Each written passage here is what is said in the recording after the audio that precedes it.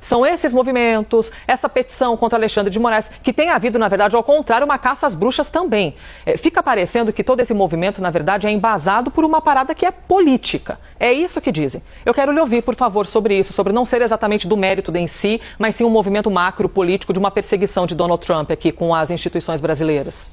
Uma ótima pergunta. Eu sei das pessoas que falam isso e eu concordo, é totalmente político.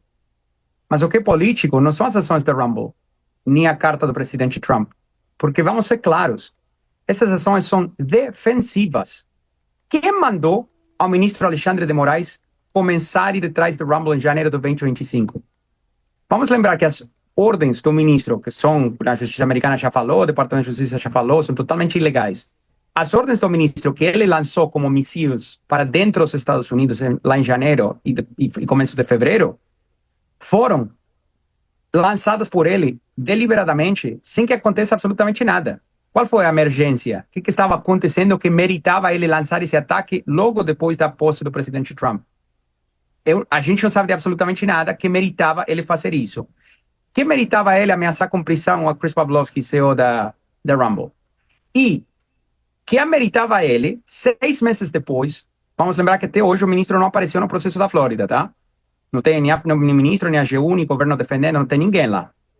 Que meritava 2 dias depois de o presidente Trump encaminhar a carta e 1 mês depois do governo brasileiro, através do Ministério da Justiça, ter feito certas promessas ao governo americano, que meritava ele encaminhar uma nova ordem de censura, uma sexta-noite, sobre uma conta que não está ativa de dezembro de 2023. Então, não tenho dúvida que é político, é absolutamente político, porque mérito jurídico não tem nenhum.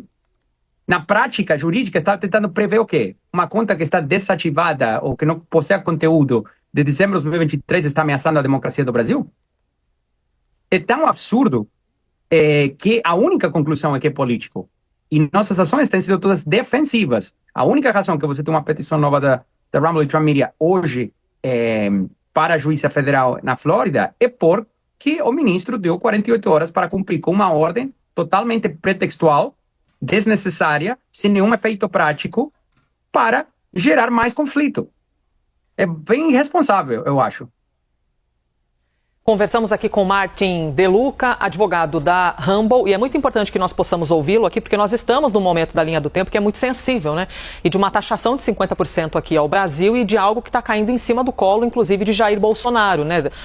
Os setores que defendem, que votaram em Jair Bolsonaro, agora vão ser taxados em 50% por Donald Trump. Então, é de uma complexidade tão grande, embasada por um assunto que é comercial, por isso que eu lhe fiz essa pergunta e o senhor afirmou, é importante que nós possamos ouvi-lo, que é de fato um movimento político, que é uma resposta a tudo isso que vem acontecendo, que vocês consideram que é uma perseguição e o Brasil considera que, na verdade, seja um avanço em cima da autoridade, das instituições aqui brasileiras. Na justiça, todo mundo vai se defender. Martin, muito obrigada. Por favor. Posso esclarecer só um ponto aí Por que favor. foi muito importante que você mencionou? Você mencionou no final que no Brasil é uma defesa às instituições. E eu quero fazer uma pergunta para vocês. Como que uma defesa às instituições se não temos nenhum outro juiz brasileiro que fica violando o Tratado Bilateral Estados Unidos-Brasil de assistência legal mútua? Todos os outros juízes estão respeitando os protocolos, estão respeitando a lei. Não tem outro ministro do Supremo que está violando a lei americana deliberadamente da forma sistemática que o ministro Alexandre de Moraes está fazendo. Então, é muito importante nesse momento tão sensível refletir se o Brasil todo está defendendo uma estratégia de ataque deliberado que é indefensível, porque se for defensivo, ele teria já aparecido lá no processo da Flórida 6 meses atrás. Mas não tem como defender isso. Então, a relação bilateral acho que está num momento super sensível, mas aqui não tem ataque nenhum a nenhuma instituição brasileira.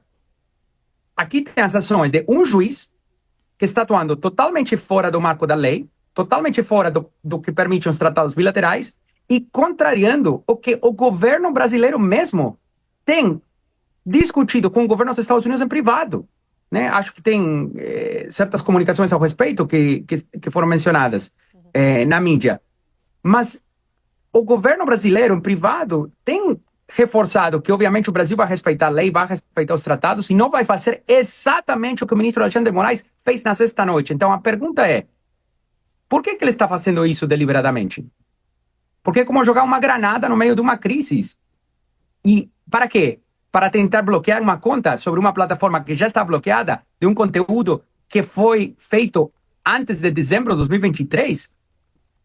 É uma loucura tão grande que eu realmente penso que vocês, como a mídia, têm uma responsabilidade de falar claramente: isso aqui não é um ataque às instituições brasileiras.